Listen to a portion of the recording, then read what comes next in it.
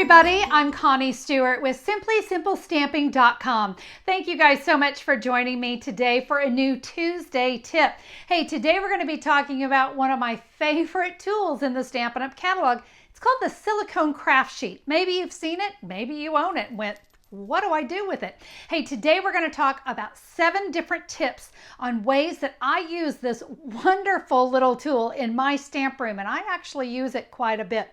Hey, if you love crafting tips, you're going to want to be sure to subscribe to my channel. I've got lots of tips coming to you here on my YouTube channel. Just click that great big red subscribe button. All right, I say we get to learning those 7 tips on the Silicone Craft Sheet, so let's go.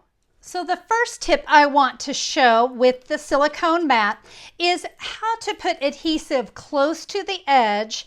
So I've got this heart from the Heart Punch Pack.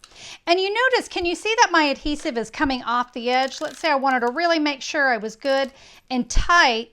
Well, here's the nice thing. This craft sheet, the silicone craft sheet, is going to resist, so I don't have to worry about getting that glue all over my table. If I weren't using this and trying to adhere, I would have glue all over my table. But this way, it stays onto the silicone craft mat, and now I can add my heart.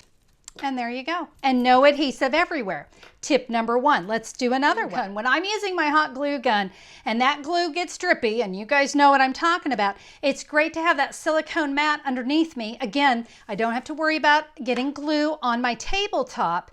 But let me show you what happens when you go and use your silicone craft sheet and your hot glue gun together. So you can see how my heat gun is getting a little drippy. And there's a little glob of hot glue. So let's say I've been crafting today. Oh, all those little strings. You guys know about the hot glue strings, right? Well, what's going to happen is as this cools, let me just show you how this is just going to literally flake right off. Look at that. Comes right off. I don't have to worry about having hot glue everywhere stuck to paper that I'm fighting.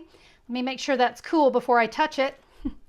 But yep, you can see that is just going to lift right off. Look at that, clean as a whistle. One of my favorite tips with the silicone craft mat are mirror images. Let me show you how you can do that with just this little rubber mat. For this method, you're going to need a Stamparatus. I'm going to take, I've got this sweet little bunny from Cuckoo for You.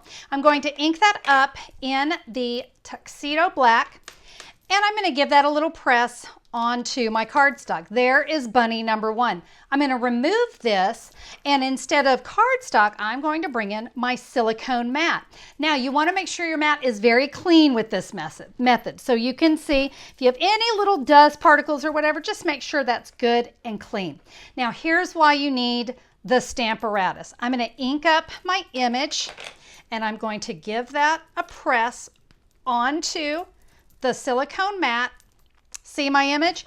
I'm actually going to do this twice because I want to make sure I have very, very good ink coverage for this method.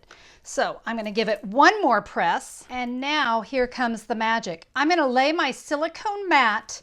You notice I'm keeping the inked image up in the air. That gives me that opportunity to kind of move my little bunny around right where I want it.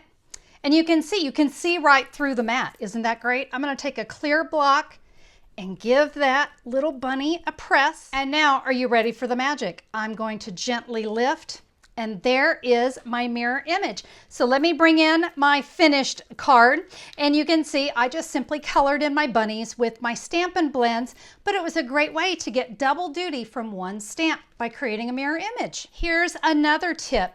You could take a re-inker and add a single drop to your silicone mat. Again, it's not going to hurt anything. And I have got an aqua painter. Mine's actually filled with rubbing alcohol, but you can use either water or rubbing alcohol. And look at that. I now have a great watercolor wash that I can add to my cardstock. 3D embossing folders are fantastic, but they do require a special embossing plate. Let's say you don't have this plate. Silicone craft mat to the rescue. Let me show you how. I'm going to start with my Big Shot platform, And then I have a piece of 6x6. This is actually the backing paper from Designer Series paper, cardstock, scrap cardstock, maybe something you messed up on. And it's 6x6 for a reason, because that's the same size as the craft sheet. But let me go over the sandwich for this. So you're going to take your platform. I've got that 6x6 piece of, like I said, either cardstock or your backing paper. I have a piece of cardstock inside the embossing folder. This one is Coastal Weave, by the way. We're going to place that right there.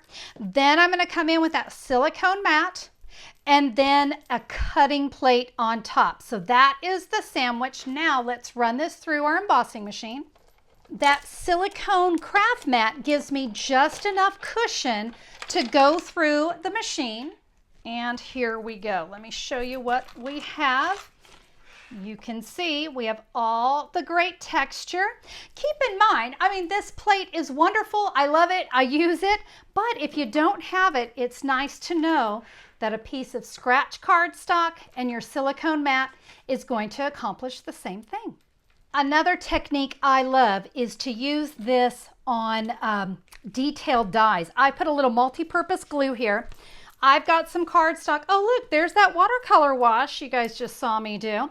I'm going to take, I've got the pineapple from the Timeless Tropics bundle. I have a little piece of Stampin' sponge. This is why I love the silicone craft mat. See that nice mess? I've got glue here, and I am simply going to tap that glue onto my detailed die cut. Now I can add this to my cardstock. I just went right over that sponged image. And look at that. I now have a very well adhered detailed die cut. That's one of my favorite techniques. Still not sure how to add vellum? Use the same technique, a little multi-purpose glue, a Stampin' sponge. I'm going to tap my glue onto this vellum and watch, it's going to be totally invisible. But you see how the silicone craft sheet allows me to go off the sheet with the glue and ensuring I get even coverage all over that vellum. Now, what to do with this when you're done? It's very simple, guys. Simply run it under cold water. All the methods you saw me use today, just run it under cold water. The other thing I will tell you is you could just allow this to dry and just give it a rub with your finger, and you see this glue, it's just going to come right off. Ready to add a silicone craft sheet to your next order? If you're in the United States, head over to simplysimplestamping.com. Just click the picture of the silicone craft sheet and we'll get you started. Thank you guys so much for being here today. Have a fabulous day. We'll see you soon. Bye-bye.